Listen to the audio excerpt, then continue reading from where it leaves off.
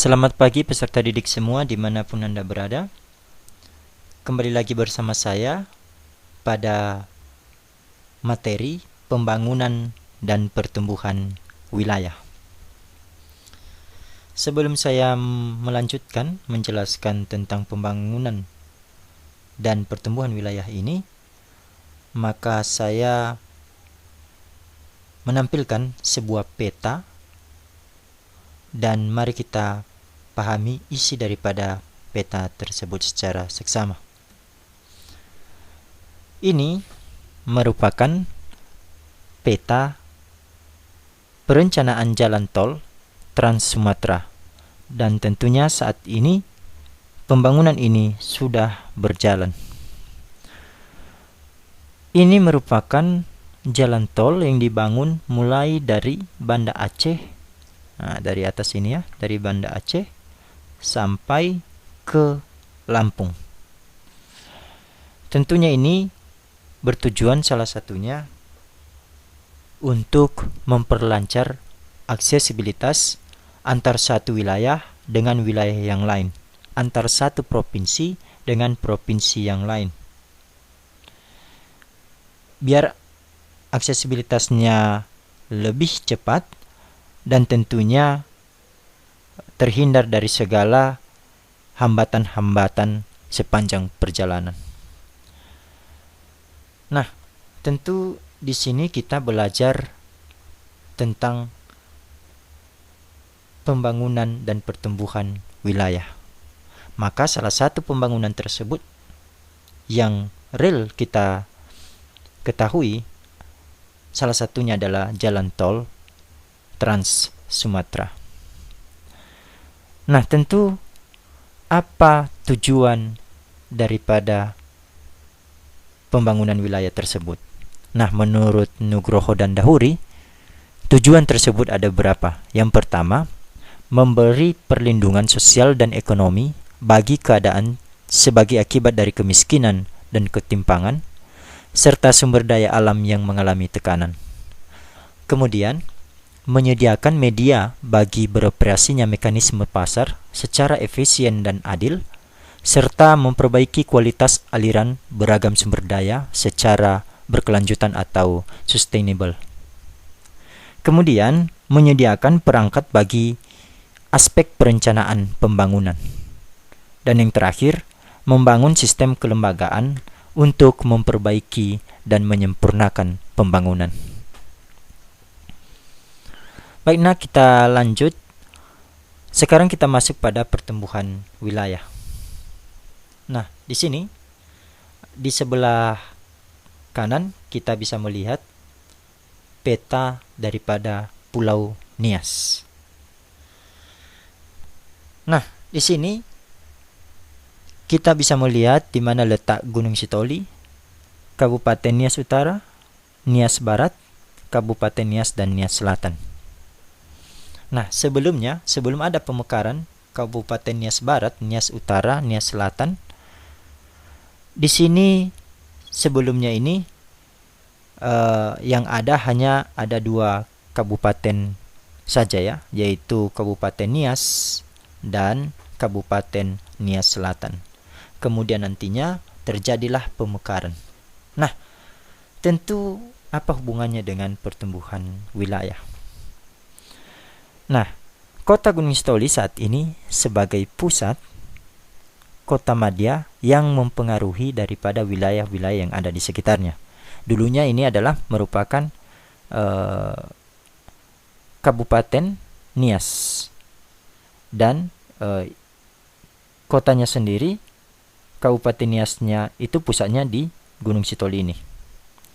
Maka dengan sudah mekarnya nanti, maka Kabupaten Nias sendiri saat ini ada di Gido ya, sebagai pusatnya. Nah, ini kota Gunung Sitoli saat ini sudah menjadi pusat pertumbuhan wilayah yang berpengaruh terhadap wilayah yang ada di sekitarnya. Dan tentu alasannya ada apa? Di kota Gunung Sitoli ini dipengaruhi oleh fasilitas-fasilitas atau sarana prasarana penunjang daripada aktivitas manusia. Apa saja itu? Misalnya pasar. Nah, ini pasar ini tentu orang-orang yang ada di Nias Utara, di Nias Barat, di Nias Selatan, di Kabupaten Nias, mereka akan mengambil barang berbelanja di kota Gunung Sitoli. Nah, itu artinya bahwa kota Gunung Sitoli sebagai pusat pertumbuhan memberikan pengaruh terhadap wilayah yang ada di sekitarnya. Nah, orang-orang Nias Utara juga akan mengambil barang dari kota Gunung Sitoli. Nah, kenapa di kota Gunung Sitoli menjadi pusatnya? Di sini semua ada yang namanya fasilitas-fasilitas yang menunjang daripada aktivitas manusia itu. Apa saja itu? Misalnya pelabuhan. Nah, pelabuhan Gunung Sitoli ini kan sebagai tempat untuk pengiriman atau keluar masuknya barang di Pulau Nias melalui kota Gunung Sitoli. Maka ini akan memberikan pengaruh terhadap wilayah yang ada di sekitarnya. Misalnya seperti bandara kota Gunung Sitoli, yang bandara ini ya, Binaka. Nah, di kota Gunung Sitoli. Nah, tentu ini juga memberikan pengaruh. Kenapa? Masyarakat di Kepulauan Nias ini pada secara umum akan masuk ke kota Gunung Sitoli. Nah, jadi aliran aktivitas manusia lebih banyak ke kota Gunung Sitoli, baik dari Kabupaten Nias, Nias Barat, Nias Utara. Walaupun nanti sebagian dari Nias Selatan juga memiliki pusat aktivitasnya sendiri ya, yaitu di Teluk Dalam. Namun sebagian besar juga masyarakat di Kabupaten Nias Selatan juga itu memiliki aktivitas yang ada di kota Gunung Sitoli. Misalnya mengambil barang dan lain sebagainya, kemudian bekerja dan lain sebagainya. Nah, sekarang mari kita lihat di mana suatu wilayah dapat dikatakan sebagai pusat pertumbuhan wilayah apabila wilayah tersebut mampu mempengaruhi daerah sekitarnya. Nah, ini dia. Jadi, jika nanti sebuah wilayah tidak mampu mempengaruhi daerah di sekitarnya, maka belum bisa dikatakan sebagai pertumbuhan wilayah. Itu dia. Jadi, ini penekanannya di pengaruh daerah sekitarnya. Nah, di situ ada penekanannya, mempengaruhi daerah sekitarnya. Jadi jika ada wilayah yang belum mempengaruhi daerah di sekitarnya, maka kita tidak bisa mengatakan itu adalah sebagai pusat pertumbuhan. Namun jika nanti sudah mempengaruhi wilayah yang ada di sekitarnya, di mana wilayah-wilayah masyarakat yang ada di wilayah sekitarnya ini terus melakukan aktivitas di satu wilayah ini, maka ini dikatakan sebagai pusat pertumbuhan. Dan kenyataannya di kota Gunung Sitoli sebagai pusat pertumbuhan dikatakan sebagai pusat pertumbuhan tentu karena ada beberapa alasan. Alasan-alasan itu tadi saya sudah jelaskan lebih awal. Nah, sekarang lebih lanjut kita mempelajari beberapa teori yang berhubungan pada pertumbuhan wilayah. Mari kita lihat satu persatu. Yang pertama, teori tempat sentral. Nah, teori tempat sentral ini dikemukakan oleh Walter Christaller. Tempat sentral merupakan lokasi strategis yang dapat melayani kebutuhan masyarakat. Nah, jadi ini merupakan letak, kalau misalnya dalam gambar ini merupakan lokasi strategisnya. Nah, tentu akan memberikan pengaruh terhadap daerah yang ada di sekitarnya. Maka dikatakan ini adalah tempat sentral. Nah, di teori yang dikemukakan oleh Walter Christaller ini, dia menekankan kepada kondisi ekonomi ideal untuk pasar. Nah, artinya apa? Di mana lokasi ideal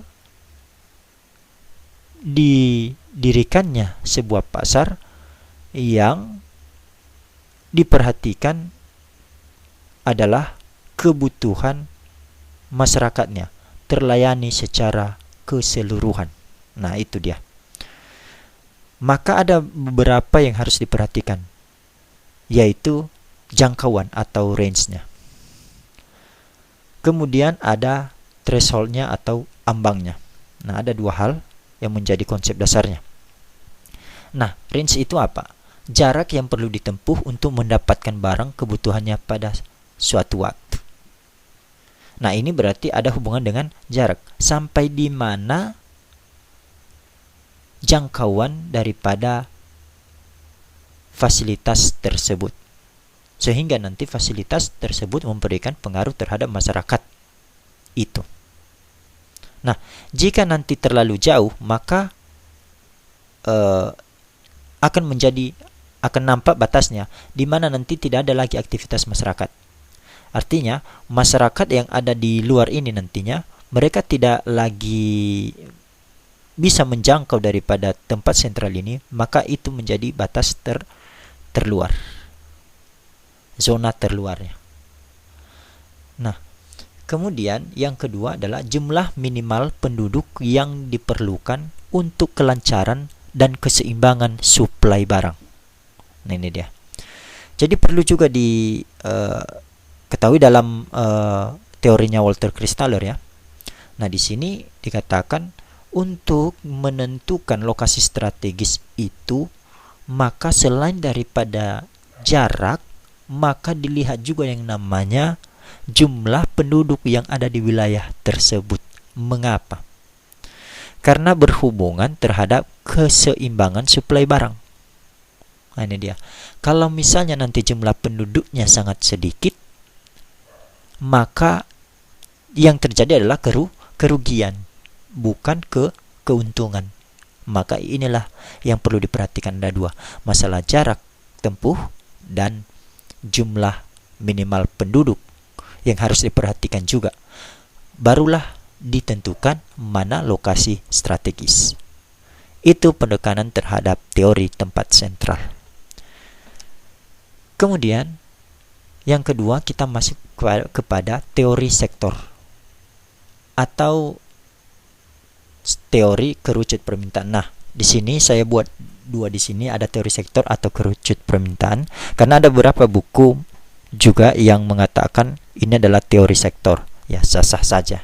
Namun harus kita ketahui bahwa yang mencetuskan teori ini adalah August Lost.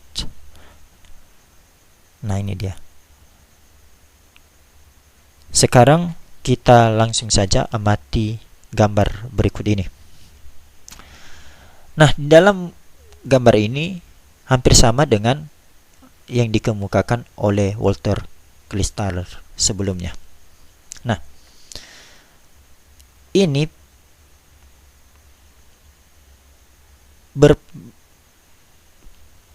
kalau misalnya kita lihat, maka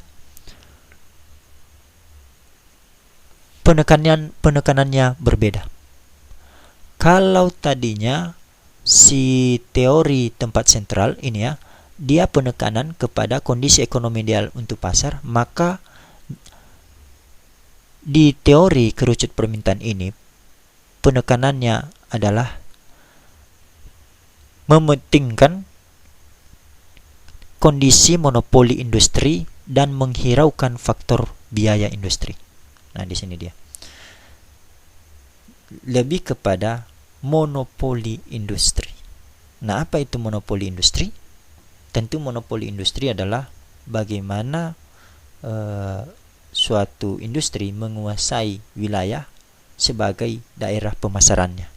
Jadi lebih luas dia, semakin luas dia menguasai wilayah sebagai daerah pemasarannya. Itu maksud daripada monopoli industri di sini. Nah, suatu industri memiliki lokasi yang optimal jika industri itu dapat menguasai wilayah pemasaran yang luas. Nah, ini dia. Dengan wilayah yang luas ada permintaan maksimum, sehingga industri memperoleh keuntungan yang besar.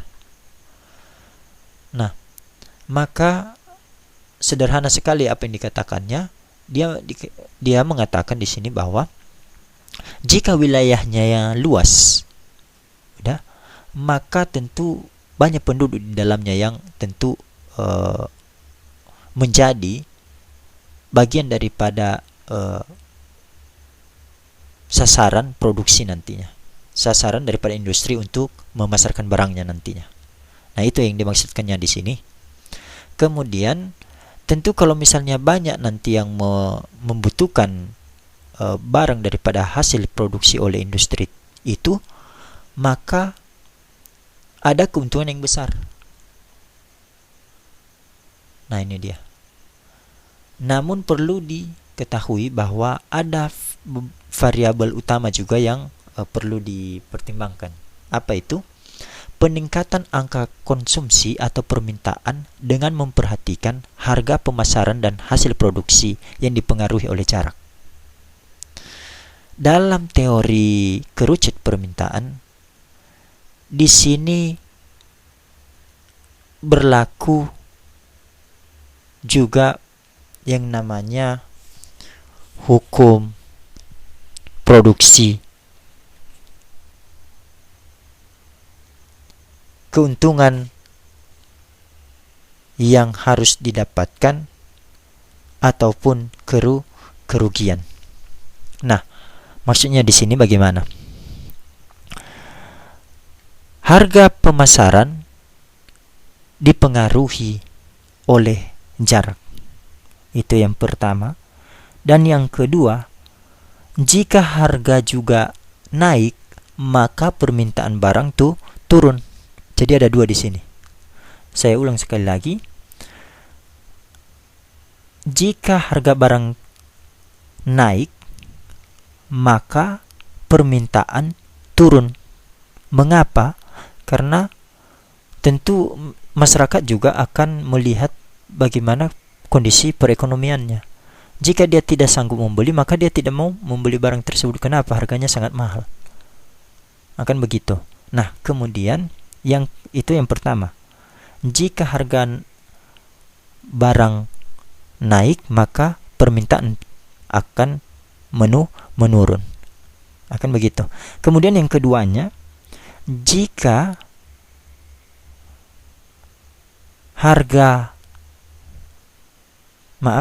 jika jaraknya semakin jauh, maka tentu membutuhkan biaya transportasi yang sangat besar. Dan akhirnya harga barang naik. Nah, ini dia. Jika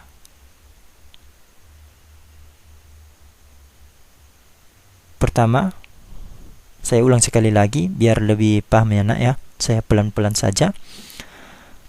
Yang pertama, jika harga barang naik, maka permintaan akan barang tersebut menurun. Kemudian, jika jaraknya semakin jauh maksudnya di sini jaraknya dari tempat sentral ini, dari lokasi pasarnya, pasar produksinya ke wilayah yang dipasarkan kepada masyarakat, tentu jaraknya jauh ya, maka membutuhkan biaya transportasi yang mahal tentunya. Mengapa? Karena dia akan mobil akan mengangkut barang di tempat yang jauh, maka harga ongkos transportasinya pasti naik. Dan tentu akan mengikut juga ini. Jika ongkosnya naik, biaya transportasinya naik, maka yang terjadi adalah harga barangnya juga naik. Nah, kalau misalnya harga barang ini nanti naik, maka turun permintaan. Jadi di sini saling berkaitan satu sama lain.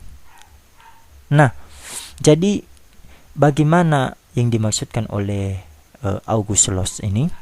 Maksudnya di sini, untuk menentukan tempat yang sentral harus diperhatikan beberapa variabel utama. Yang pertama, jangan sampai permintaan tuh turun. Yang perlu diperhatikan adalah harga barang yang dipasarkan juga harus diperhatikan, jangan terlalu mahal. Mengapa? Nanti masyarakat tidak mau beli. Walaupun pada dasarnya penekanannya adalah keuntungan yang besar, namun mesti juga harus diperhatikan harga barang yang dipasarkan. Yang keduanya, dilihat juga jaraknya, jangan terlalu jauh. Kalau memang itu jauh, maka harga bagaimanapun harga barang harus dinaikkan. Nah, tentu di sini apa maksudnya? Dipetakanlah dia. Pemetanya bagaimana? Dilihat jangkauan yang menjadi zona keuntungan besar, kemudian zona keuntungan menurun, dan zona kerugian. Artinya di sini semakin jauh dia. Kalau dia semakin jauh, maka bukan keuntungan yang didapatkan, tapi kerugian. Mengapa kerugian? Di antar barang dari tempat sentral ini keluar, namun tidak ada yang beli barang itu karena terlalu mahal. Kenapa harus dimahalkan? Karena biaya transportasi tadi mengangkat barang ini dari tempat sentral keluar itu sangat mahal. Maka bagaimanapun harus dinaikkan harga barangnya. Yang terjadi, barangnya nganggur di tempat dan tidak ada yang mau membelinya. Maka dipetakan dia. Oh, kalau sudah sampai pada jarak ini adalah zona keuntungan menurun, dan jika melewati dari sini maka zona kerugian. Keuntungan sama dengan 0 atau tidak ada keuntungan sama sekali. Itu dia. Nah, sedangkan kalau misalnya nanti ini semakin dekat dengan tempat sentralnya, maka zona keuntungan semakin besar pula. Itu dia. Baik, saya pikir di sini saya sudah menjelaskannya secara detail. Saya ulang-ulang ini untuk meningkatkan pemahaman Anda. Baik, yang selanjutnya, teori kutub pertumbuhan yang dikemukakan oleh Francis Pirog. Teori ini menyatakan bahwa pembangunan sebuah kota atau wilayah merupakan hasil dari tidak terjadi secara serentak. Itu ya, nak. Saya ulang sekali lagi. Teori ini menyatakan pembangunan sebuah kota atau wilayah merupakan hasil proses dan tidak terjadi secara serentak, melainkan muncul di tempat-tempat tertentu dengan kecepatan dan intensitas yang berbeda. Nah, ini dia. Di sini penekanannya dulu yang pertama pada industri, walaupun nanti ada fasilitas-fasilitas yang lain, namun penekan di sini adalah industri. Jika ini ya ada industri dalam suatu wilayah, maka wilayah tersebut akan berkembang, kan begitu. Maka yang di sini sudah diketahui wilayah sekunder industri, ya, jaringan industri. Nah, wilayah sekunder industri itu yang kotaknya besar ya. Mari kita lihat. Nah, maka akan muncul nanti jaringan industri di sekitarnya. Nah, yang terjadi ketika sudah muncul jaringan industri di sekitarnya, maka wilayah ini yang masuk ke dalam wilayah ini semua akan berkembang. Nah, ini dia. Kemudian kita lanjutkan. Dalam teori ini dikenal istilah yang berkaitan dengan timbulnya dampak positif dan dampak negatif dari interaksi kutub pertumbuhan dengan daerah di sekitarnya.